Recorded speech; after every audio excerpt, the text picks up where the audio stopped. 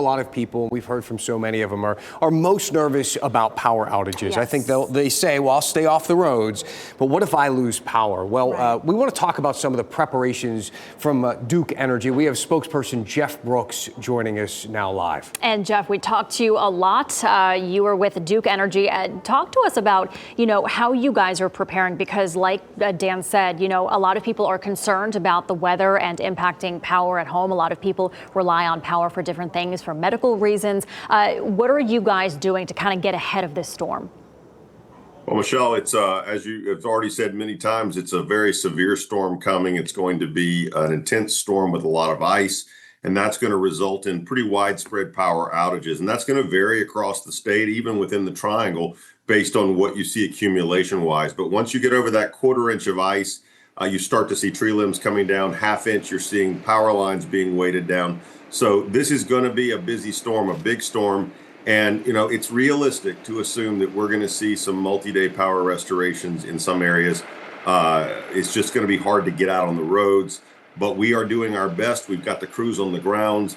We've got, 1,000 plus reinforcements that have come into the area. So they're all going to be ready to go, but it's going to be challenging. We got to get the roads safe. We got to get the conditions right to be able to even get out and do that work.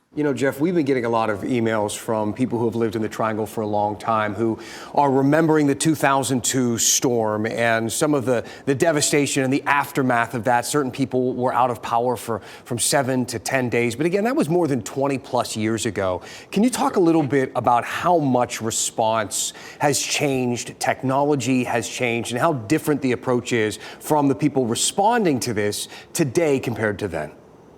Well, we really have changed a lot over the years. One of the biggest things that has changed is this idea of what we call mutual aid. All those trucks you've seen rolling into the area all across the state, 18,000 line and trees between ours and the out of states.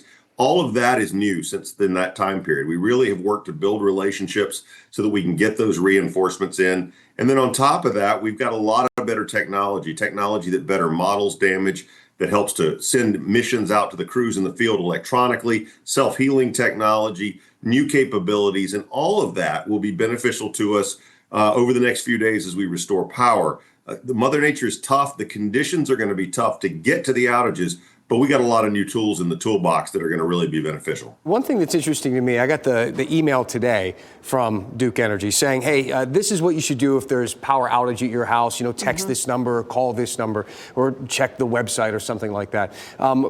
Is that something that's vital for people to do if they recognize power has gone out of their home, to reach out to you? Or is there another way that you're alerted to that and can get people there to help?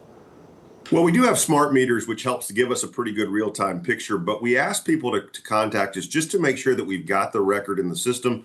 And also because, as you've noted, we've really improved our communication practices, trying to get information that can be helpful to customers, estimates on power restorations, tips, things like that. And that reporting of the outage helps to make sure we stay connected to you, make sure that we can give you the helpful updates you need to make, thoughtful plans, and also helps us confirm at the end of the restoration that we indeed have gotten everybody back up. So it's an extra step, but it's an important step, and we've tried to make that as easy as possible. So with these power outages expected, Jeff, I know a lot of people might be thinking, well, hey, if I'm going to lose power, I should turn my thermostat up a little bit more than usual just to get my house as warm as it can. So if I do lose power, it's not going to be totally freezing. Is that something smart to do, or should people just kind of go with what they normally go with? I mean, you do what works for you, and you might buy a little more time if you bump it up a degree or two. The reality is that, once the power is off, your house will begin to settle in temperature based on how efficient it is. And then it'll kind of level off at a certain area in there for a while because of the insulation in your home.